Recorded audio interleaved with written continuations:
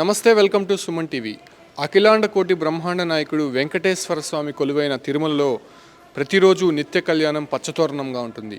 స్వామివారికి ప్రతిరోజు ఏదో ఒక వైభవపేతమైనటువంటి కార్యక్రమం జరుగుతూనే ఉంటుంది. అయితే ఆ కార్యక్రమంలో వినియోగించేటువంటి పాలు తిరుపతి ఎస్వి గో సంరక్షణశాల నుంచే వెళ్తూ ఉంటుంది.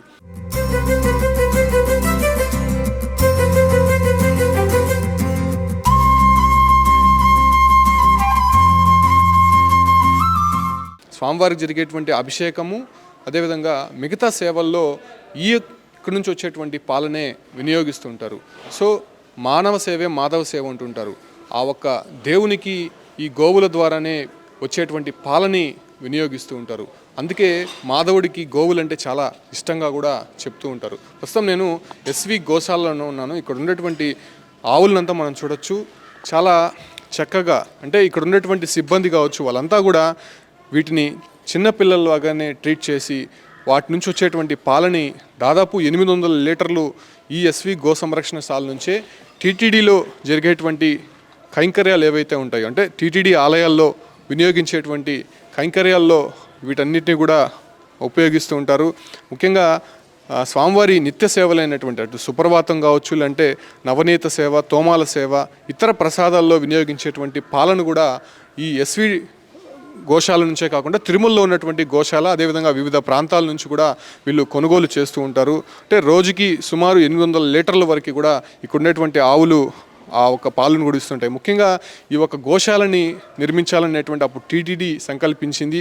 1956లో ఈ గో సంరక్షణశాలని వినియోగించి వెంకటేశ్వర స్వామికి అప్పుడు బయట నుంచి పాలని వాళ్ళు కొనుగోలు చేసేవారు. ఆ తర్వాత టీటీడీనే ఈ ఒక సంస్థని స్థాపిస్తే ఎలా ఉంటుందనేటువంటి ఒక ఆలోచనతోనే ఈ ఒక టీటీడీ గోశాలను కూడా ప్రారంభించడం జరిగింది. ముఖ్యంగా దేశంలో గల 14 రకాల గోజాతుల్లో ఆంధ్రప్రదేశ్కి చెందినటువంటి అటు పొంగునూరు, ఒంగోలు జాతులు, అదేవిధంగా తమిళనాడుకు చెందినటువంటి ఉంబలాచారి, తంగయార్, అదేవిధంగా గుజరాత్కి సంబంధించినటువంటి గీరు, కాంక్రీజు, పంజాబ్కి సంబంధించినటువంటి జాతుల్ని ఇక్కడ ఎక్కువ కూడా మనం చూస్తూ ఉంటాము. ముఖ్యంగా ఇవన్నీ కూడా సాహివాల్ జాతికి సంబంధించినటువంటి ఆవులే.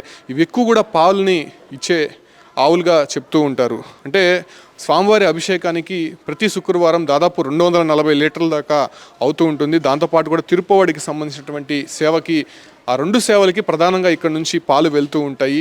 దాని తర్వాత అటు నవనీత సేవకు సంబంధించి కొండపైన ఉండేటువంటి గోశాల నుంచి కూడా వెళ్తూ ఉంటాయి. ప్రధానంగా ఇక్కడ ఎస్వి గో సంరక్షణశాలలో దాదాపు 13 జాతులకు సంబంధించినటువంటి ఆవులు ఉన్నాయి. 13 జాతులకు సంబంధించినటువంటి ఆవుల్లో దాదాపు 1100 ఆవుల దాకా ఇక్కడ కనిపిస్తూ ఉంటుంది. దాంట్లో పాలిచ్చేటువంటి ఆవులు దాదాపు 150 పైగా ఉన్నాయి. ఆ 150 ఆవులను ఇక్కడ పూర్తిగా కూడా పాలు పిండిన తర్వాత వెంటనే అటు తిరుమలకు కావచ్చు, అంటే టీటీడీలో ఉన్నటువంటి పలు ఆలయాలకు కూడా తరలిస్తూ ఉంటారు. అంటే ఇక్కడ మరో అంశం, ఆసక్తికరమైనటువంటి అంశం ఏంటంటే దాదాపు 2327 ఆవులను 1600కు పైగా రైతులకి ఉచితంగా ఇక్కడ నుంచి అందజేశారని చెప్పుకోవచ్చు. ఎందుకంటే ప్రకృతి వ్యవసాయం చేసేటువంటి రైతులు ఎవరైతే ఉంటారో వాళ్ళని సేంద్రియ పద్ధతుల్లో ఈ ఆవుల ద్వారా వచ్చేటువంటి అటు పేడ కావచ్చు, లేదంటే అక్కడ నుంచి వచ్చేటువంటి మూత్రం, వీటన్నిటిని కూడా ఉపయోగించి సేంద్రియ పద్ధతుల్లో వ్యవసాయం చేసే విధంగా కూడా ఆలోచనతో, మంచి ఆలోచనతో టీటీడీ ఇక్కడ ఉన్నటువంటి గోవుల్ని దాదాపు 2000కి పైగా గోవుల్ని రైతులకి ఇవ్వడం జరిగింది.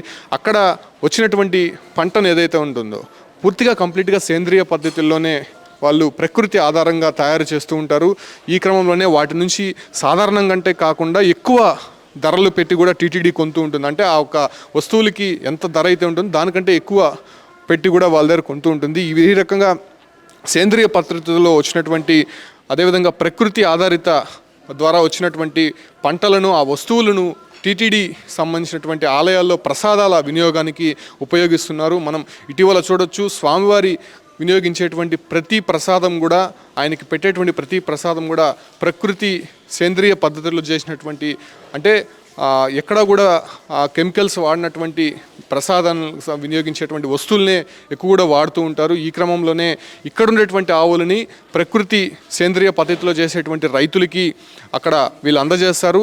ఆవుల ద్వారా వచ్చేటువంటి ఏదైతే ఫీడ్ ఏదైతే ఉంటుందో దానికి సంబంధించినటువంటి ఎరువులను ఉపయోగించి ఈ ఒక పంటనైతే వాళ్ళు చేస్తూ ఉంటారు. దాని ద్వారా వచ్చినటువంటి వాటిని టీటీడీలో అన్నప్రసాదాలకి వినియోగిస్తుంటారు. సో ఈ రకమైనటువంటి ప్రాజెక్ట్ కూడా టీటీడీ మహా అద్భుతంగా జరుగుతోంది. నిజంగా రైతులకి ఇక్కడ ఉండేటువంటి ఆవులని వీళ్ళు ఎక్కువ అయినటువంటి నేపథ్యంలో వాళ్ళకి ఇవ్వడం ద్వారా అక్కడ సేంద్రియ పద్ధతిలో వచ్చేటువంటి పంట కూడా తీసుకొని భక్తులకు రుచికరమైనటువంటి ప్రసాదాన్ని అందించే ప్రయత్నం కూడా టీటీడీ చేస్తుంది. దాంతో భాగంగానే టీటీడీ ఆధ్వర్యంలో నడుస్తున్నటువంటి ఎస్వి గోసంరక్షణశాలలో చాలా అద్భుతమైనటువంటి ప్రాజెక్టు ఒకటి నడుస్తోంది.